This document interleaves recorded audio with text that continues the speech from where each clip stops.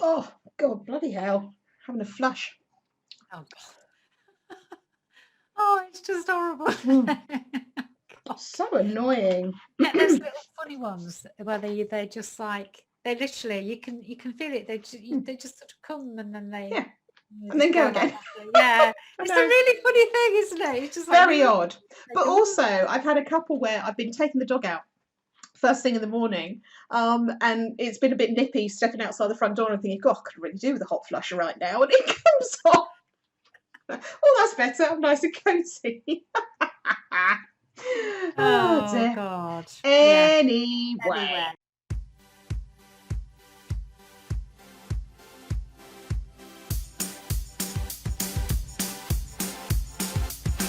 This is Trainer Talk the podcast, brought to you by Sharon Gaskin of the Trainers Training Company and me, Ginette of the Get That Gang. In our weekly show, we cover news and views from our businesses along with a top-of-mind topic. Of course, it wouldn't be Trainer Talk the podcast without the Dog Walking Digest, and every now and again we invite a guest along to share their experience and expertise. After 90 episodes of just audio, we're now on YouTube as well. So feel free to catch up there. Just search for the Trainers Training Company or the Get That Gang, or download us on audio only through your favourite podcast streamer. So why not sit back with a cuppa, make that journey or chore go a little bit quicker with our weekly inspiration for developing your training business.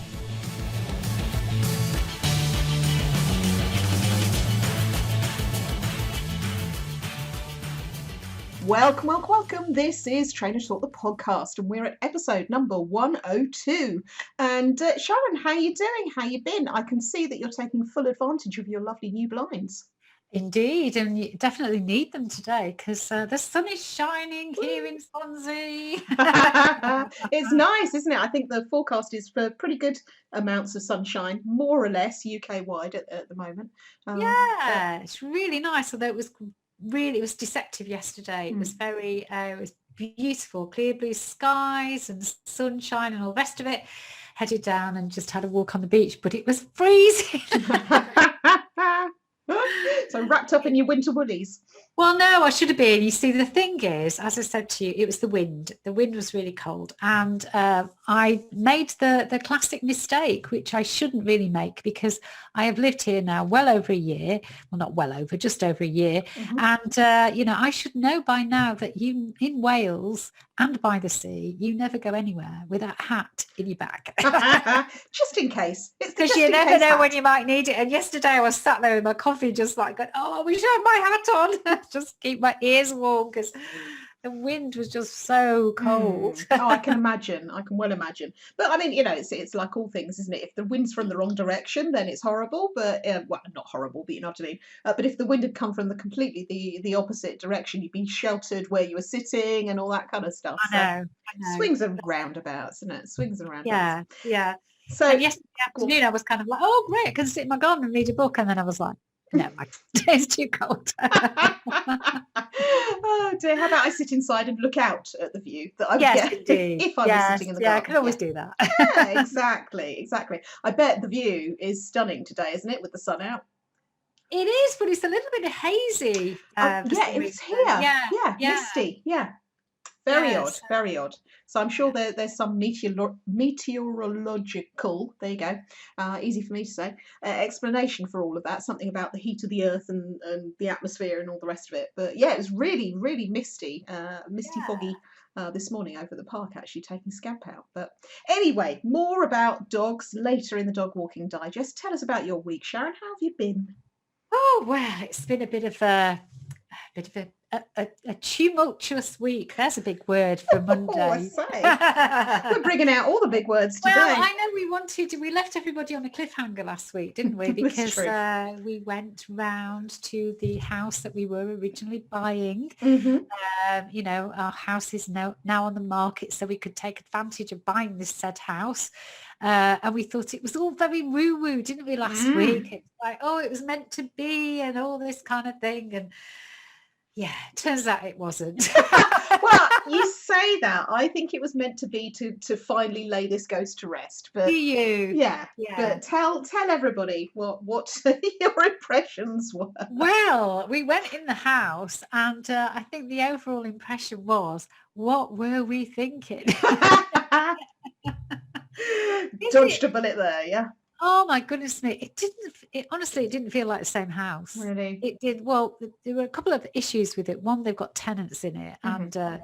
and basically it was kind of stuffed full to the gills with all their stuff Mhm. because they've basically waiting to move into a house and Right. everything was in storage. But not only that, it wasn't just about that. It felt and smelt like a student house. Ooh. It was really neglected and it Mm. was dark and it felt smaller than we remembered it. And I have no idea why we thought we were ever going to live Wow. in this house. It was just so weird. Yeah. Really weird. Really, really. Very odd. So Very yeah. odd. Yeah. So So that one, you're right. That one has been put to bed. And I'm absolutely. glad that we did it Mhm. because if we hadn't, we would always be wondering. Oh, So completely, it's kind of good completely. to do that. And it's quite rare, I think, that you get the opportunity to sort of see the consequences of what might have been, if that makes sense. So, you've had the opportunity now to move into a house that has also now been refurbished to the Yeah. way you want it.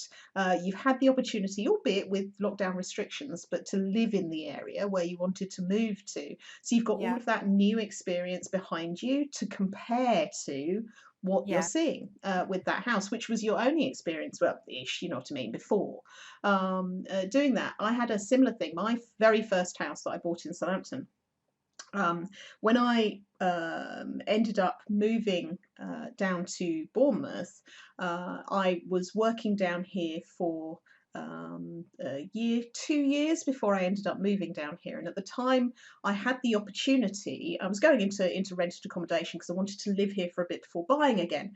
And I had the opportunity to either sell my house or to rent it out. And I was really in two minds about this. And in the end, I ended up selling it. And it wasn't until maybe a year or two later that a friend of mine's husband was doing some work in the area that I had this house, and he said, "Good job you did sell it because it's turned into a real kind of that whole row of houses. There's like big problems with drugs and police getting called out all over the place and all the rest of it." It's like, oh bloody hell! I'm really pleased I did sell. It's kind of I wouldn't, even as a landlord, I wouldn't want to try and have a house in that sort of area where even if people are renting it out, because the sort of people that would want to rent it out wouldn't necessarily be the sort of people that I would want living in a property I owned. But I remember thinking at the time, it's so rare to get the opportunity to see what might have been, and to recognise that actually you did make the right decision. So Yeah. you've had just that opportunity, haven't you? You've Yeah. been able to Yeah. go, yeah, no, we made the right decision. So No, absolutely. I'm sort of really, really glad. It's disappointing in a yeah, way. yeah. Because I really thought I was already a couple of weeks ago, I was already mentally moving in there. I was like, oh, this Yeah. is just all meant to be. Yeah. But yeah, I just felt massively disappointed, but then relieved at the same time in a weird sort of way, because there's still a pull about this house. Yeah. It's kind of like I keep thinking, oh, do I really want to? Because actually it's really nice here, and do I really want to? All that. And so that was kind of good in a way that we didn't have to do anything as a result of going to see the other house. And, obviously we've had all these people tramping around our house over the last week. Yeah. Some of them have been complete time wasters. And, yeah. and then other people have been, fortunately, nobody wants it. I'm thinking, oh, we've got an unsellable house here. This is a little bit concerning that nobody wants to buy a house that I think is so lovely. But in a way, it's kind of good because we don't have anywhere to go. Exactly. There's nothing on the market that we even want to go and view, never mind buy. So, so I'm just going to sit back now and just see what unfolds. Absolutely, and enjoy your lovely views. In a house that is, furnished exactly the way you want it. Laid out the way you want it. It's, you've got all your bathrooms sorted. There's nothing left to do, really, is there? Other than bits, which is what you would do in any house wherever you were. So I think you've dodged a bullet, and you're very fortunate to be able to start enjoying life in Wales, which has only been put off by a year or so. Just a bit, just a bit. And so we'll just, as I say, we won't do anything. We'll keep it on the market. I'll keep looking for how we'll just there's no pressure, and it might absolutely be that at some point in the next few months, the right person will come along who wants to buy this house, and the right house Yeah. we want to buy that would be worth moving to Yeah. will appear. Yeah. Or it won't. Yeah, exactly. It's Exactly. fine, Exactly. And there's no burning bridge here. It's not, there's no desperation. It's not like you've got to, which ironically, if somebody had put in an offer that you'd accepted, you would then be in kind of this burning bridges situation where we've got to find somewhere. There's no rush, there's no kind of worry about any of it. So apart from house stuff, what else has happened in your week? Well, I was one thing that didn't happen last week was I haven't done any of my gym stuff, which is the first time in about 3 years that I've had a week off. Wow. And I felt just everything that was going on, I was just, do you know what? And then I got to like Thursday and I just thought, do you know what? I'm just going to give myself permission to have a week off. Good for you. And just start again on Monday, which I'm going to have to do this afternoon. Yeah. And I really need to get back onto it because the gyms are going to be reopening again in about 3 weeks. And so I just know how hard this is going to be. Yeah, it's just the thought of the DOMs, isn't it? Back to the proper gym. Oh, yeah. Yeah, those aching muscles, the first time you're sort of, picking up the kettlebells and doing it properly. Because it doesn't matter how good you or fastidious you are about working out at home, it's just not the same as doing it with the instructor. Well, there. You don't have a devil bike at home for a start off, do you? No, that's true. God. The thought of going back on that again is just like, oh. So I've got to do some stuff this week with that. Also last week, what else? I had a brilliant day with people on the Transform program on Thursday. It was such a good day. It felt actually like everybody was it felt like spring was in the air. Yeah. I think we'd gone through a bit of a period where the last couple of sessions, for various reasons, people had just been feeling a little bit, with everything going on and it being winter. And honestly, this time around, it was like everybody was just like so, I don't know, like everybody was spring cleaning and we felt joyous and making great strides. And it was just great. It was really, really, really good day on Thursday. So that was good. Then Friday morning, we had the Complete Trainer a webinar. So we've moved this month. We are moving into the money module. So I ran my webinar for that, and despite the fact that I was looking at my slides beforehand and going, oh, I've not got as many as I normally would do for an hour and a half webinar. I still managed to talk for like 10 minutes longer. I was going to say, I don't think that's going to be an issue. And funnily enough, no, it wasn't. There we are. It wasn't. So, but no, that was good. It was very, very full on, but very enjoyable. And that was it really for me last week, apart from the fact that on Sunday, the highlight of the week, without a doubt, was, drum roll please, go on, go to the garden centre. Woohoo! Buy compost. Oh, we just need big stickers saying we are middle-aged. Jesus Christ, I honestly felt like that. I thought, oh my God, my parents used to do this. Or what we're turning into. Honestly, we've literally been trying to, put plants in these different pots. I keep saying I'm not a gardener, but I can cope with pots. So we've been doing this little terrace that we've got outside. Patio, terrace, whatever you want to call it. Yeah. And but we needed some more compost, and you can get it online, but it's really expensive online. So is it? Okay. To pay 18 quid for a bag of compost when it's literally only about 3 quid if you go to the garden centre. So anyway, we went there, and that was an experience because it's like, God, you have to queue up outside and wear your mask and all that. It was all a bit, but it was all very good. It was all very civilized. And we came back with a few little plants which I found in bargain basement. I was going to say, rifle through and you'll find the bargains to be had, right? Yeah, exactly. So that was all. Highlight of the week. Oh my God, what are we coming to? Good grief! I know it is. It's quite shocking, isn't it, when you kind of reach that point where it's like, oh yeah, that's a middle age thing. It's like, oh yeah, I'm middle aged, because I don't know if I've said this on the podcast before, but I fully intend to live to 100, which is fine, Yeah, me but that too. Yeah. that also means that in October this year I will be halfway through my life, Yes, which indeed. is the very definition of middle age. So there's not a lot, no escaping this. It's like, no, you can't escape it, Ginette. You're definitely not kind of 30-ish anymore. It's not there. And the irony is, I've never been really fussy about my age. You know how some people get really wound up about approaching their 30th, approaching their 40th, approaching their 50th. Yeah. I mean, I've a friend of mine, I was speaking the other day, and she said, oh, what are you going to do? It's a big year. It's like, well, there's no point really in booking anything, because you don't know what's going to happen. Yeah, exactly. We could go back into lockdown or something, and and I've sort of had one or two kind of ideas, but it's just like, yeah, but am I doing that because other people expect that, or am I doing that because I want to do that? And it's kind of, that's an interesting revelation in itself. And it's just like, I've never been one to have the big party because that's what you do. That's what other people like to do. And for me, I mean, I was talking to my best mate, Jazz, who is also, she's 50 in December.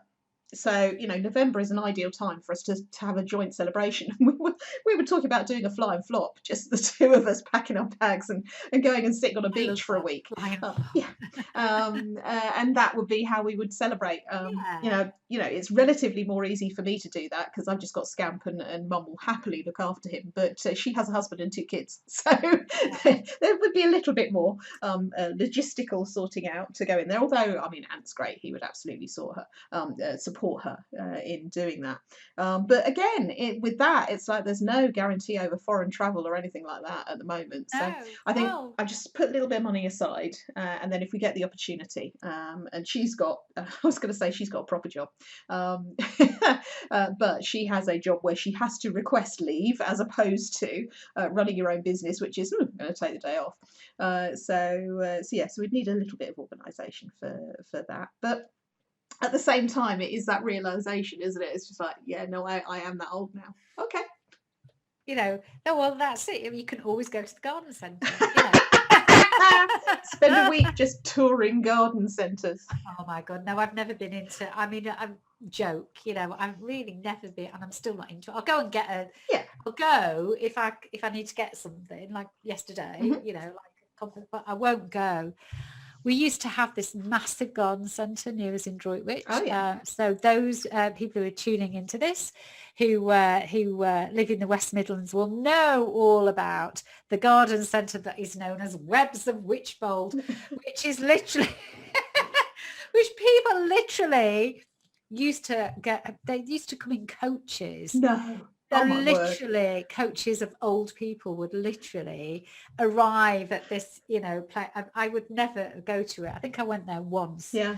And that was enough for me. I'm like, I need to get myself out of here. This is too much. Too much. And, so I've got an aversion to those garden centres that are not really garden centres, that are, they sell everything but plants. They're like, I can't be doing with it. So no, I've never really been into it, to be fair. No, I'm not either, which I'm sure is a constant disappointment for my mother, who is very green-fingered and very into her gardening and all the rest of it. But I mean, I've got a postage stamp of a garden here, which is completely overgrown and wild at the moment. But Scamp, it's enough for Scamp to go out and do his business last thing at night. So that's all that matters, really. I mean, I'll pay for at some point for somebody to do it up a little bit, probably as and when I'm thinking of moving on from here. But I like where I am at the moment, so it's kind of, there's no real incentive to get it done. But I mean, like you, I would go to a garden centre and admire the pretty flowers and trees and all the rest of it for somebody else to do. But to go to it as a route for getting stuff for me to do, no, I don't think so. I don't think so. But anyway, so anything else exciting, or was that just, that was the pinnacle? The height of excitement. It's just been, But yeah, full on this week, a full on week. Fair enough. Not necessarily all with work, but No, anyway. well, How about you? So yeah, same old last week to a large extent in terms of sort of working on bits and pieces and trying to get a few things done and out of the way for stuff that's coming up in the next couple of weeks and couple of months. Largely successful on some of that, although there's still more to do. But the highlight of my week, which was very bad timing on our behalf, considering we're running the Complete Trainer together. I also, at the time of your webinar on the money stuff, the opening core training on the money stuff, I was running Trainer Talk Local Bournemouth. I'm not quite sure how we managed to do that. No, but anyway. So yeah, I'm also not sure how we managed to do it and not actually recognise that we'd done it until a couple of weeks ago, and I went, oh, that's on the same day. Oh well. So yes, I'm looking forward to watching the webinar on catch up for sure. But it was lovely. It was a really nice event actually. The Trainer Talk Local, because we had a lot of my regulars couldn't make it, all for very good reasons. Some people had some work on. So for another person, it was their birthday, and there was just stuff going on. So it's fine. It's not a problem in the slightest. So we had, where it's still virtual at the moment, we had a few people that wouldn't normally be able to come to a Bournemouth event. And I was talking all about feeling comfortable selling your services. So in some ways, echoing a lot of the stuff that I know you will have been talking about on the money stuff module for the Complete Trainer. And just talking about, look, by far the biggest thing that stops us from feeling comfortable selling our services is up in our heads. It's the money stories we tell ourselves. It's the limiting beliefs we have. It's the assumptions we make about what somebody else will or won't pay or can or can't afford. And it was nice because we had a mixed group of people who were B2B, B2C and kind of hybrids in between as well. And so we were able, where it was a smaller group, and it was all women, interestingly, which was observed at the beginning, but we were able to have a really good in-depth introduction from everybody. So normally on these things, we would just do a sort of, give us your 30 seconds, who you are and what you do and who you work with kind of thing. But I deliberately said to everybody, look, I want you to do a longer explanation of where you've come from and how you've ended up doing what you're doing and what it is specifically about selling your services at the moment that is something that you feel uncomfortable with. And that, I think, enabled us to have a much deeper connection with everybody, which meant we could have those conversations which people don't normally have, which is, okay, tell me your numbers, what do you charge?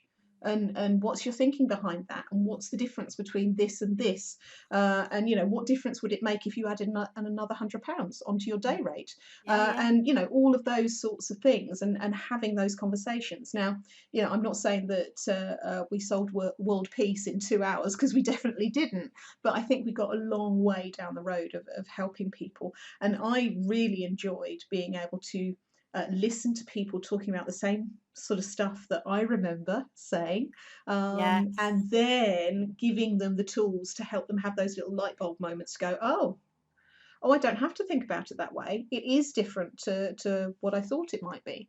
So everybody seemed to get a lot out of it. Which was good. So that was really good, really enjoyable. And again, it's sort of it's a little bit of helping people, which is always going to be right up my boulevard, as my stepmom would say. So it was really nice event. So that was a lovely way to finish the week off. Actually, I was looking forward to it, and plus as well, they'd all agreed, bless them, to push back the start time by half an hour so I could get to my outdoor boot camp. So I kept my gym stuff up last week, which was good. And I was talking to the gym owner this morning, and saying, when is it we get back indoors? And it's another 4 weeks for us, because I think you're going back a week earlier, aren't you? Because it's although gyms for individual use are open at the moment, our gym is a class-based gym, so we're not allowed at the moment. And I was saying it's really interesting, because I'm really enjoying the outdoor boot camps, and the biggest issue we've got is that we can't use any equipment for it, so no kettlebells, no battle ropes, no T-Rex or anything like that, no plates or anything, which in some ways is good, but in other ways we can only do body weight workouts, which will take you so far, and there's a place for those, and I do enjoy doing those, and I'm enjoying doing the outdoor stuff. And he was saying, it's going to try and find a way of working in some outdoor sessions during the week for people, which would be nice, or a full week over a course of 7 days at some point, because people are enjoying it. But of course, the problem with the outdoor one is that all it takes is one bad day and people go, oh no, I'm not going to turn up, and that's it really. Although I think it could be quite good fun and tough mudder, like to do one in the rain. I mean, you get muddy, you put your stuff in the washing machine. I mean, come on, it's not difficult. But yeah, I do understand what he was saying about that, but I'm looking forward to that. But what I'm looking forward to the most this week is that my friend who is a massage therapist, I spoke to her yesterday, and I'm going to have my first massage for about 5 months tomorrow afternoon. I am so looking forward to that, and she'll be all PPE'd up and all the rest of it, which is fine. But I've got just a niggle in my shoulder, which is just making things a little bit awkward for press ups and anything that's load bearing on my shoulders and that kind of thing. So I can't wait to get that sorted out, because I know my shoulders are just tight like that. So I feel like a new woman. I will do.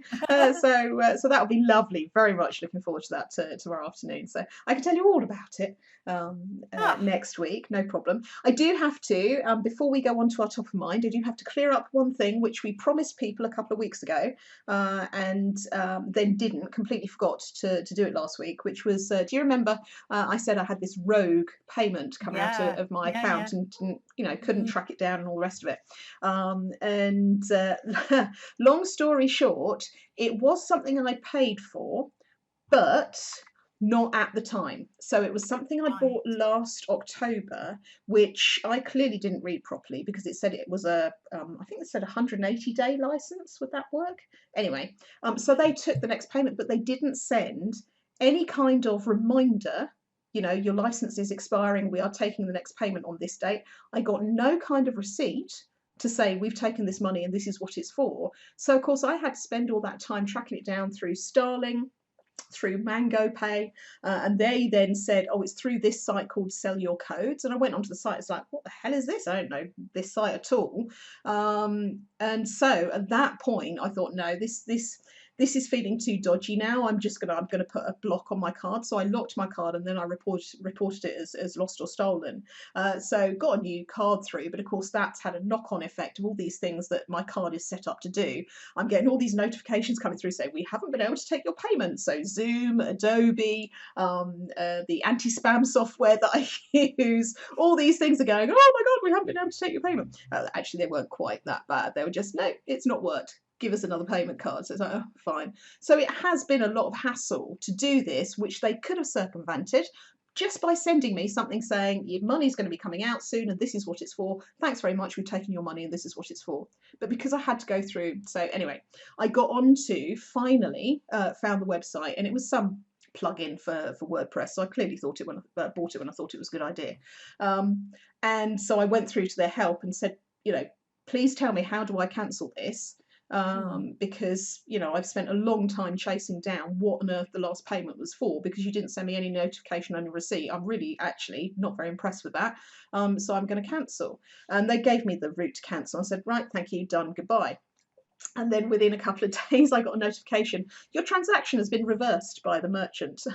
Oh, thanks very much, got my money back. Results. So even though, yeah, absolutely, it was my fault for not reading what I'd signed up to, because I would have assumed it was an annual thing, because it's quite unusual to have a license only for 6 months. But at the same time, is it 6? Yeah, anyway, at the same time, it was just like, they must be having so many people trying to track down what on earth is going on for this random payment coming out, because there was nothing anywhere to say what it was for. And the fact that it came through, it's a bit like when you get something on your account saying from PayPal. It's like, so you have to go into PayPal to work out what it is, the thing is that that you've paid for, and that kind of thing. So as I had suspected and said all along, it was probably something that I bought, but I just couldn't work out what it was. You know, and for that, it was just like that, very, very grumpy. I don't like it when people aren't obvious about it. It's like I might have kept it going if I'd got the notification and seen what it is and gone, oh, I'd forgotten I'd bought that. Right, I'll use it on this thing. But now it's just like, no, I can't be bothered. I'm not in the mood to find out what it is you do and why I thought it was so good at the time. I don't want it anymore. And I was prepared to lose the money. I was prepared to lose the money because it was technically my fault. But no, I got the thing through. So thank you very much, universe. I'll have my money back. Lovely. Oh, happy days. Absolutely. So there we are. That's that loop closed for everybody. So what are we talking about top of mind today, Sharon? Well, I was thinking yesterday. Yes. Well, I wasn't only thinking yesterday. I was overthinking yesterday. I was going to say, don't try and tell me you weren't overthinking, because I know Oh you are. my God. So I literally wrote in my diary yesterday. Oh, I've just realised Jem is behind my chair here. Can't see her, unfortunately, but hello, Jem. Behind me. So yeah, I wrote in my diary last night that I had an overthinking Sunday. Because honestly, when we came back from the garden centre, yes, and when we came back from the beach, obviously it was too cold to sit outside and read a book in my garden. So I was like, okay, I need to I'll think about my business instead. Yay! As you do, you know. Because I've been promising myself that I would do that and have a little think. And I got a notepad and I started like dumping all this stuff into a notebook. And then I was like, in an attempt to untangle all of this stuff that's going on in my business, and was absolutely no further on at the end of it. I just managed to get myself in more of a tangle because I was completely and utterly overthinking. So all of the things that I tell my students and clients and whatever to not do, there was I doing it myself. Rushing into that trap. Absolutely. There you go. So overthinking is our topic, top of mind topic for today, everybody. And one of the things when we were discussing having this as a topic for the podcast, one of the things that I think is really important actually to think about is that overthinking in itself is a form of overwhelm, and overwhelm is a symptom, not a cause. And I do think that there is a tendency sometimes when you have this feeling that there's just too much going on in your business, there is a tendency to look outside of the answers. So to look for a guru or a somebody or a YouTube video that says, no, chuck it all out, pick it up, if it doesn't bring you joy, chuck it out. That's going back. That's my line. I know. We're going deliberate there to see, is she listening? She is. But there is this tendency to sort of go, oh my God, you know, how many things should I have in my business and what should I do and all the rest of it, and to look outside for somebody else to give you the answer. Whereas actually, I think overwhelm and overthinking and anything in that arena is absolutely not something that you get external help in. It's something you have to look inside for, because feeling like you have too much going on is a subjective thought. It's, you know, too much for you is different to too much for me, and it's different to too much to somebody else listening or watching this podcast. So the too much itself is a symptom, not a cause. What is it that's making you feel like there is too much? So is it that there too many things to keep hold of? Is it that you feel like you're not fulfilling what you thought you would? Is it that you know, you're feeling like you're being stretched in too many different places at once? And I've been there, absolutely, and that was how I sort of, you know, eventually ended up niching down initially to get that course online, because it was just there were too many audiences that I was trying to cater for. And that was, you know, too many for me. Whereas having sort of come back to that, I'm now sort of branching out and expanding out again, but still within the niche. So it's really interesting to sort of think about, okay, you can say too much, but what does that actually mean?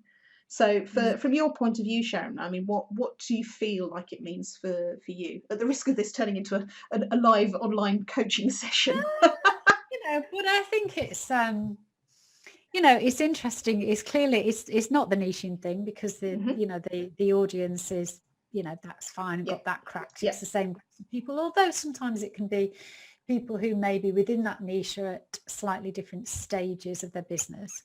But I think for me, it's a feeling of having too many solutions. Okay.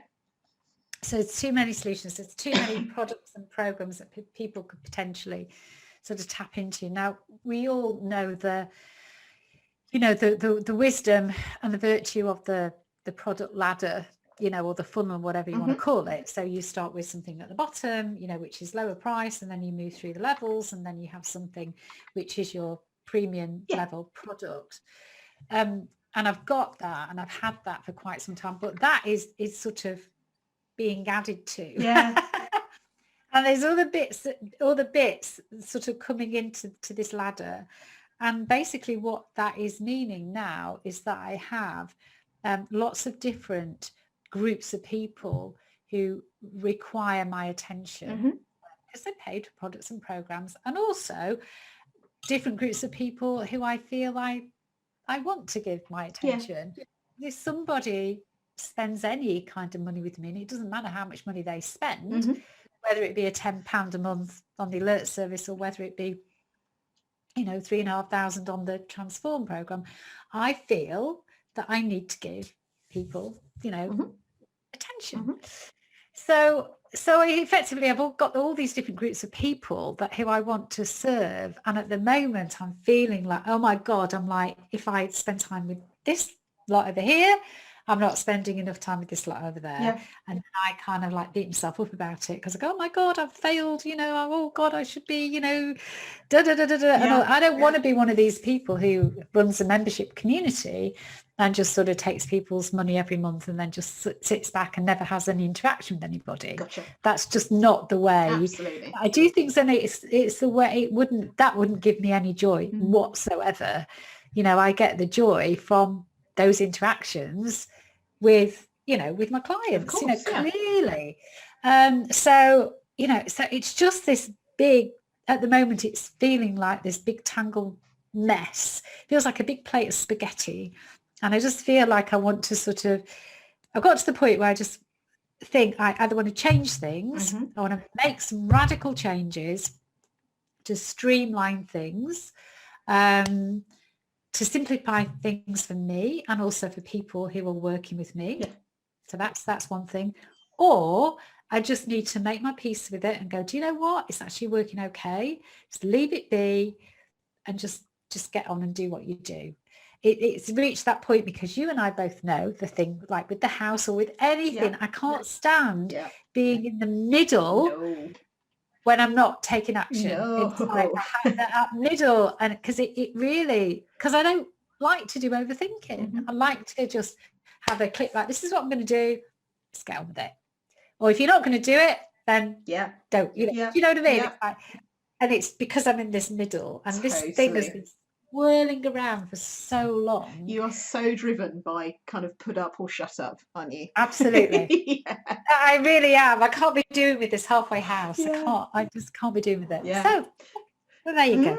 It's interesting, isn't it? Because I am quite comfortable in that kind of cerebral thinking about the possibilities and all the rest of it. And I think I probably am more comfortable spending time there, certainly than you are spending time there. But I do also reach the point where it's like, right, I just need to do something now, because I'm driving myself insane thinking about all of this stuff and all of the possibilities. What I need to do is make the decision and go with it. It's interesting, isn't it? Sort of having all of this stuff and think about the things that stop us actually moving forward are worrying about making the wrong decision. Yeah, completely. And I mean, again, it's sort of, it's one of the things that I say a lot is only fossils are set in stone. When it comes to your online business and online courses, to your website, to anything that you do in the context of having an online business, nothing is set in stone.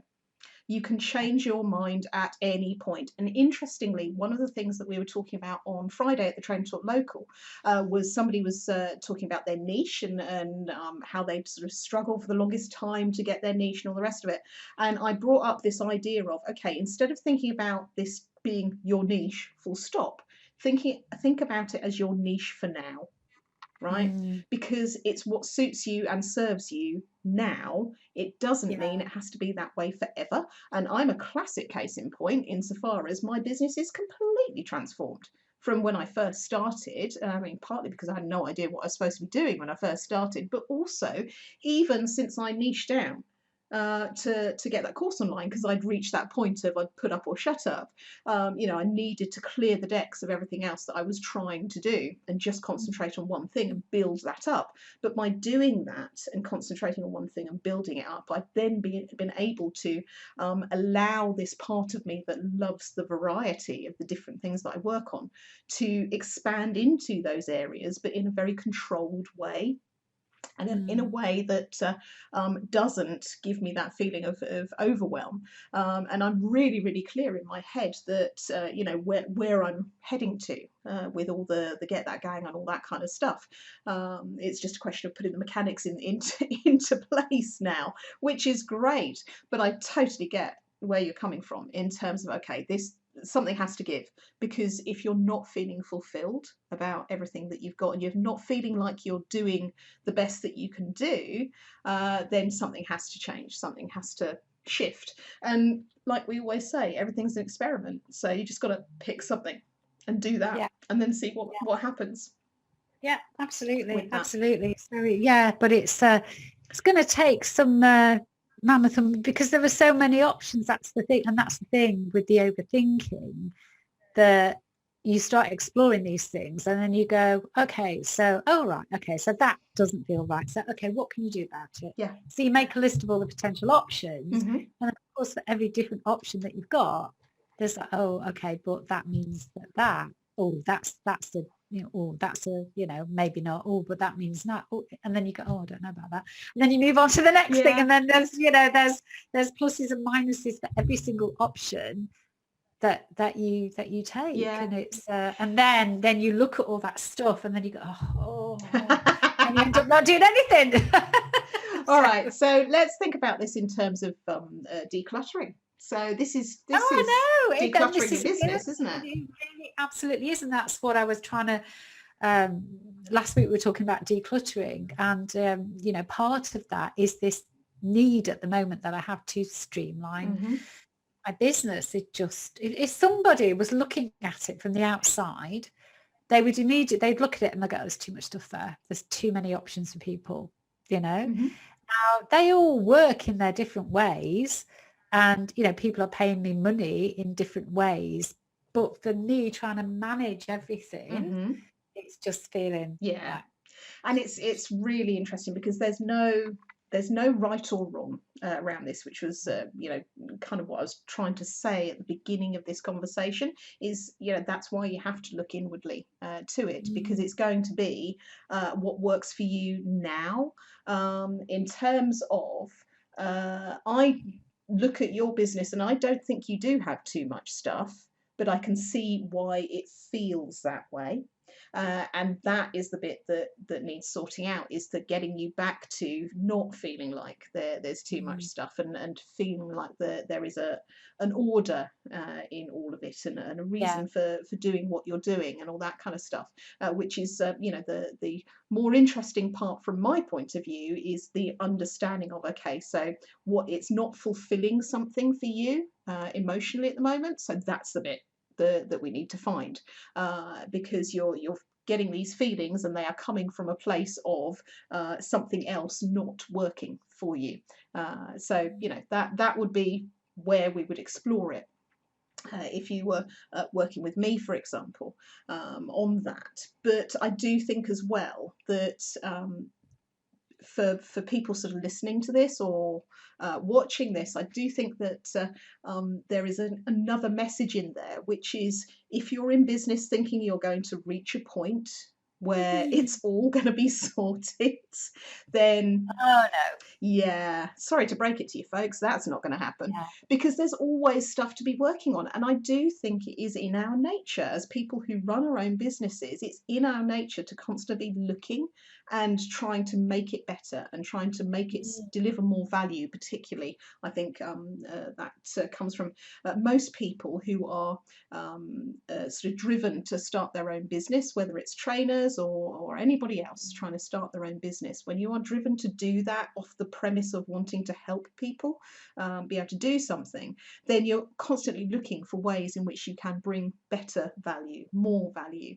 different value, adapting to the changing needs of your audience, all of those sorts of things. But to think that there is this sudden, a plateau that you reach and that's it, everything's sorted out and you can just sit back and go, oh, I love my business. Because actually having that part of your business that constantly needs sorting out is part of the loving the business. It's the stimulation. Yeah.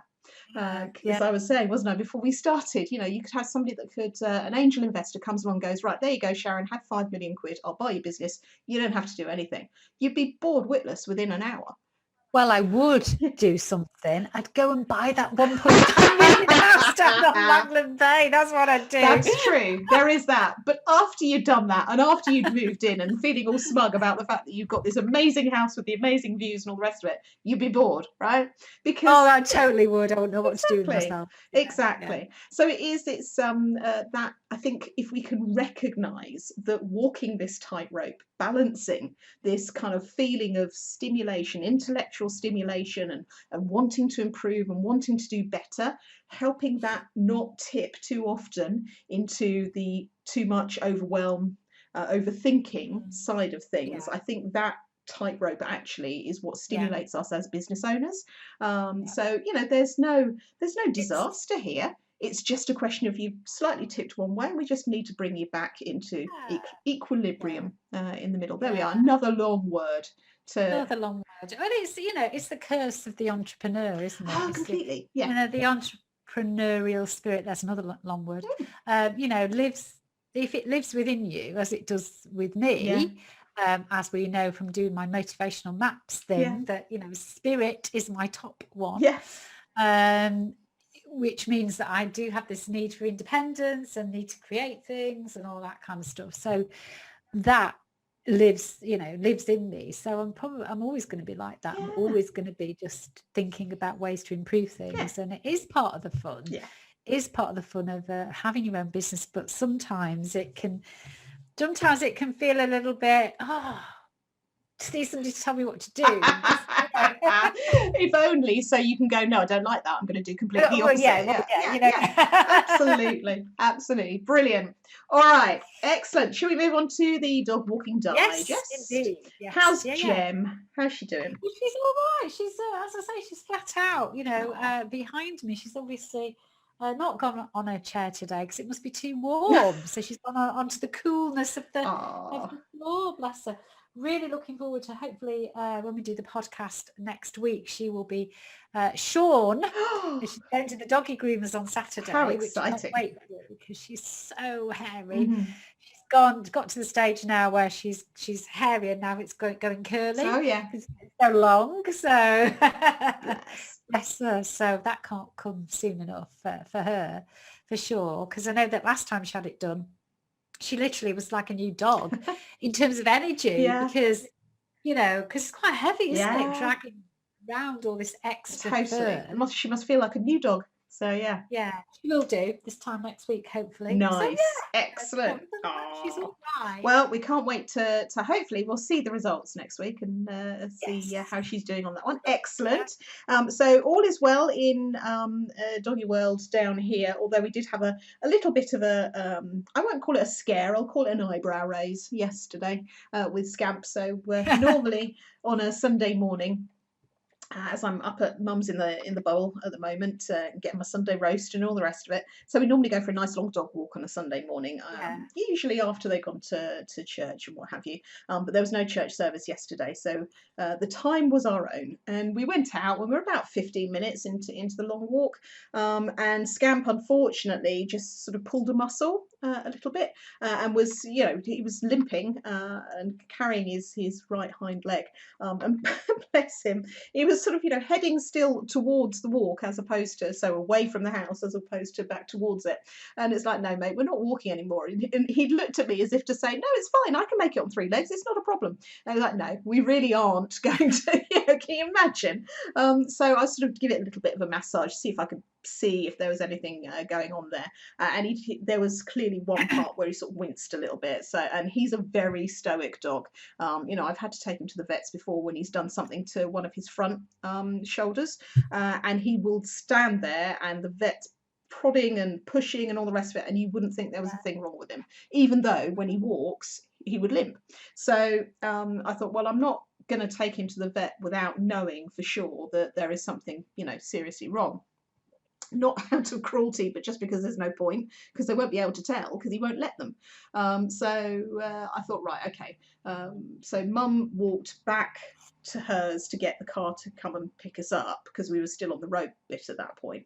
And I sort of carried him for a little bit and then put him down gingerly just to see how he was doing. And he could walk slowly. He was all right walking slowly, and he seemed to be okay to put a bit of weight on it. But as soon as he tried to run a little bit or a little trot, it was clearly hurting, and so he'd lift the leg up.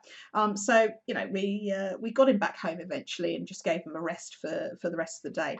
And then this morning, going out, I only took him on a short walk this morning. Normally we'd do a long walk first thing in the morning. I thought, I'll take him on a short one, see how he does.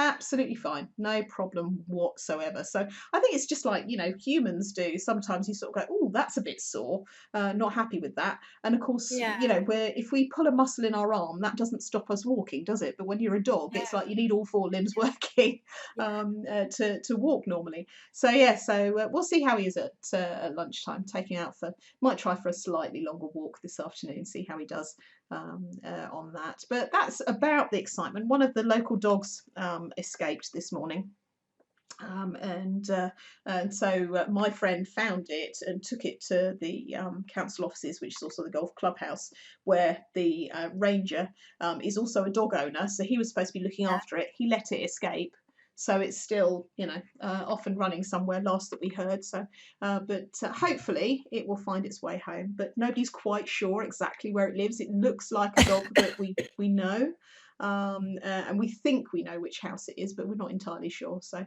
fingers crossed, we'll get that sorted. Yeah. Anyway, good stuff. So there we are. All right. So on that note, I think we're done for the week, aren't we, Ginette? I think we are. So thank you, lovely listeners, for your time and your patience, and viewers, because I know we do have a few people that watch us on YouTube, despite Sharon's hatred of the fact that surely now you've had your hair done, you've had your nails done. I mean, come on, you've got your blinds in place. True, no yes, excuses. Okay, yeah. No excuses. So thank you everyone, and we will speak to you again next week. Take care. Bye. Bye.